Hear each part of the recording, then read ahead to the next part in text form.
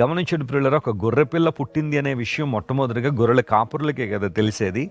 యేసు ప్రభు ఈ లోకానికి వచ్చారు అనే విషయం మొట్టమొదటిగా గొర్రెల కాపురులకు తెలియపరచబడింది అంటే మీరు ఆలోచించేయండి దేవుని వాక్యం ఎంత ఉన్నతమైందో.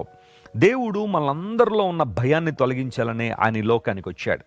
ఒక మాట నేను చెప్పనివ్వండి, రక్షకుడు మన ప్రక్కన ఉన్నాడు అని తెలిసినప్పుడు, రక్షకుడు మన కోసం జన్మించాడు అని తెలిసినప్పుడు మనలో గొప్ప ధైర్యాన్ని మనం కలిగి ఉంటాం.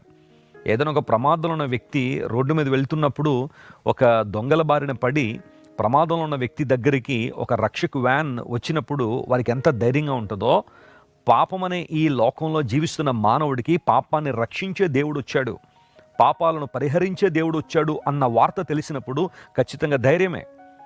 రక్షణ పొందిన వారికి ఉన్నంత ధైర్యం ఈ భూమి మీద మరెవ్వరికీ లేదు అంటాను. ఎందుకోసం అంటే దేవుడు వారి జీవితాలను భయాన్ని తొలగించి నూతనమైన శక్తిని వారికి అనుగ్రహించారు.